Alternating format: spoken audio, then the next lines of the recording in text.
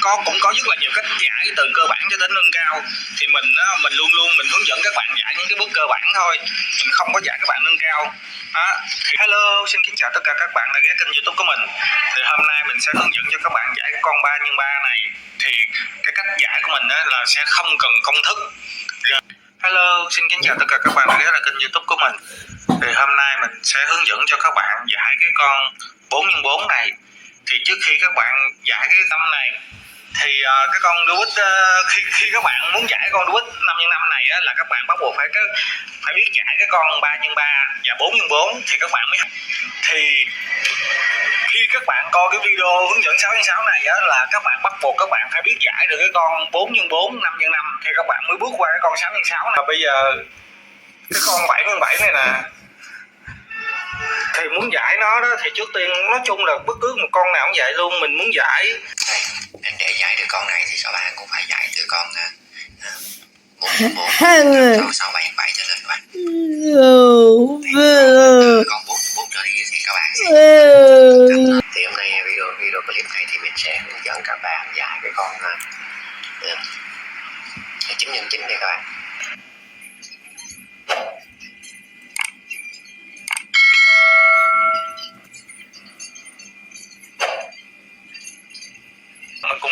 Mình cũng thích cái mẫu đó lắm, mình cũng sẽ dán mua cho đủ luôn. Thì để ngày mà hết video này có thể một vài video tới mình sẽ review lại cái mẫu đó cho các bạn coi. Làm sẵn đây luôn rồi nè. Thì giờ chỉ việc mình đưa vô nè. Nó cũng có rất là nhiều cách giải từ cơ bản cho đến nâng cao. Thì mình luôn luôn mình hướng dẫn các bạn giải những cái bước cơ bản thôi, mình không có dạy các bạn nâng cao. Thì hello, xin kính chào tất cả các bạn đã ghé kênh YouTube của mình. Thì hôm nay mình sẽ hướng dẫn cho các bạn giải cái con 3x3 này. Thì cái cách giải của mình là sẽ không cần công thức. Hello, xin kính chào tất cả các bạn đã ghé lại kênh YouTube của mình. Thì hôm nay mình sẽ hướng dẫn cho các bạn giải cái con 4x4 này. Thì trước khi các bạn giải cái tâm này thì cái con Rubik khi các bạn muốn giải con Rubik 5x5 này là các bạn bắt buộc phải biết giải cái con 3x3 và 4x4 thì các bạn mới. Thì khi các bạn coi cái video hướng dẫn 6x6 này là các bạn bắt buộc các bạn phải biết giải được cái con 4x4, 5x5 thì các bạn mới bước qua cái con 6x6 này. Bây giờ cái con 7x7 này nè, thì muốn giải nó đó thì trước tiên nói chung là bất cứ một con nào cũng vậy luôn. Mình muốn giải đây, để giải được con này thì các bạn cũng phải giải từ con 4, 6, 7, 7 trở lên các bạn. Từ con 4 trở đi thì các bạn sẽ thì hôm nay video clip này thì mình sẽ hướng dẫn các bạn giải cái con 9x9 này các bạn.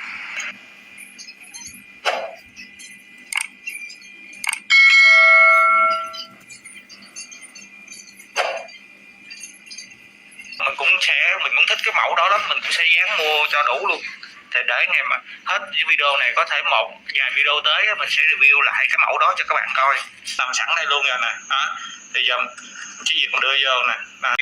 Nó cũng có rất là nhiều cách giải từ cơ bản cho đến nâng cao. Thì mình luôn luôn mình hướng dẫn các bạn giải những cái bước cơ bản thôi, mình không có dạy các bạn nâng cao.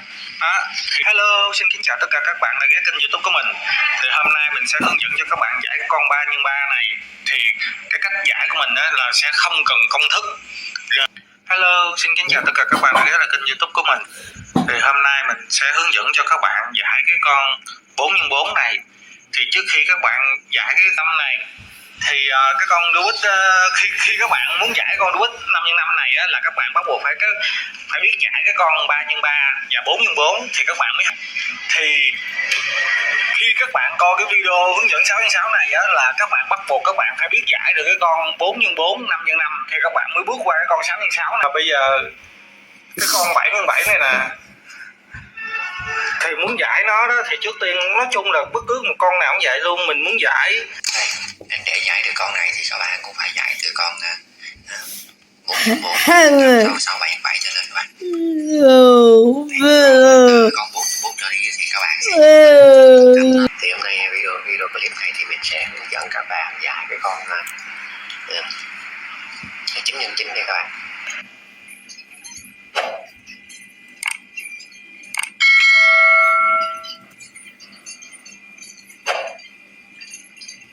Mình cũng thích cái mẫu đó lắm, mình cũng sẽ dán mua cho đủ luôn.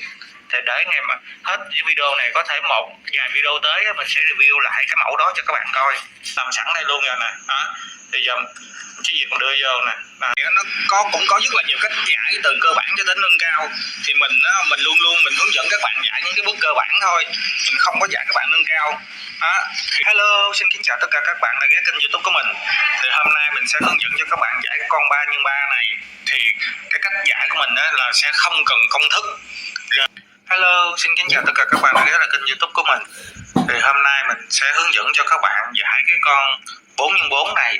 Thì trước khi các bạn giải cái tâm này thì cái con Rubik khi các bạn muốn giải con Rubik 5x5 này là các bạn bắt buộc phải biết giải cái con 3x3 và 4x4 thì các bạn mới.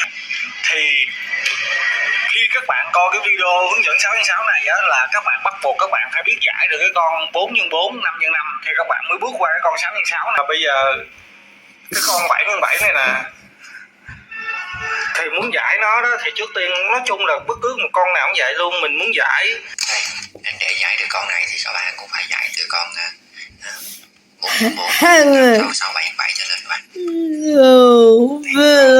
Con 4 trở đi thì các bạn sẽ thì hôm nay video clip này thì mình sẽ hướng dẫn các bạn giải cái con 9x9 đây các bạn.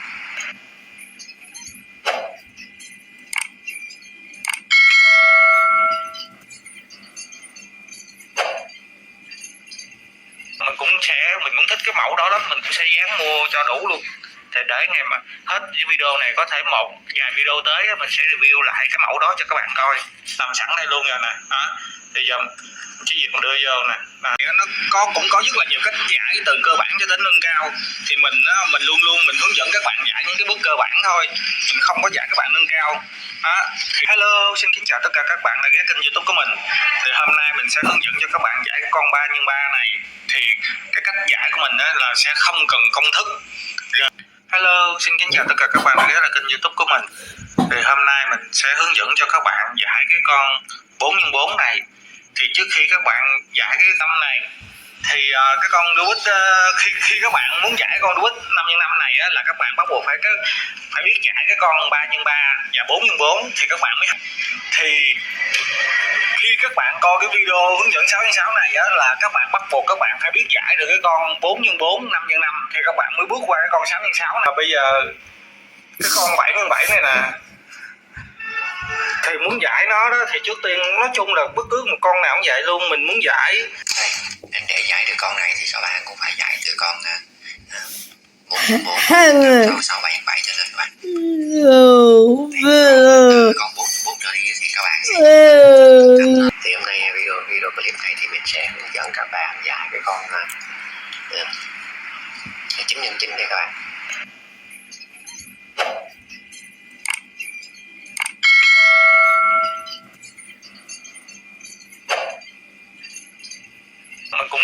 Mình cũng thích cái mẫu đó lắm, mình cũng sẽ dán mua cho đủ luôn. Thì để ngày mà hết video này có thể một vài video tới mình sẽ review lại cái mẫu đó cho các bạn coi. Làm sẵn đây luôn rồi nè. Đó. Bây giờ chỉ việc đưa vô nè. Nó cũng có rất là nhiều cách giải từ cơ bản cho đến nâng cao. Thì mình luôn mình hướng dẫn các bạn giải những cái bước cơ bản thôi. Mình không có dạy các bạn nâng cao. Đó. Thì hello, xin kính chào tất cả các bạn đã ghé kênh YouTube của mình. Thì hôm nay mình sẽ hướng dẫn cho các bạn giải cái con 3x3 này. Thì cái cách giải của mình là sẽ không cần công thức. Hello, xin kính chào tất cả các bạn đã ghé lại kênh YouTube của mình. Thì hôm nay mình sẽ hướng dẫn cho các bạn giải cái con 4x4 này. Thì trước khi các bạn giải cái tâm này thì cái con Rubik khi các bạn muốn giải con Rubik 5x5 này là các bạn bắt buộc phải biết giải cái con 3x3 và 4x4 thì các bạn mới. Thì khi các bạn coi cái video hướng dẫn 6x6 này là các bạn bắt buộc các bạn phải biết giải được cái con 4x4, 5x5 thì các bạn mới bước qua cái con 6x6 này. Bây giờ cái con 7x7 này nè, thì muốn giải nó đó thì trước tiên nói chung là bất cứ một con nào cũng vậy luôn. Mình muốn giải đây, để giải được con này thì các bạn cũng phải giải từ con 4, 6, 7, 7 cho lên các bạn. Con 4 trở đi thì các bạn sẽ thì hôm nay video clip này thì mình sẽ hướng dẫn các bạn giải cái con 9x9 đây các bạn.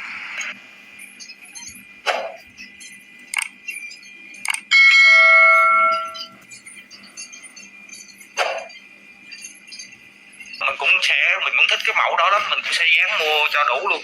Thì để ngày mà hết video này có thể một vài video tới mình sẽ review lại cái mẫu đó cho các bạn coi. Làm sẵn đây luôn rồi nè. Đó. Bây giờ chỉ việc đưa vô nè.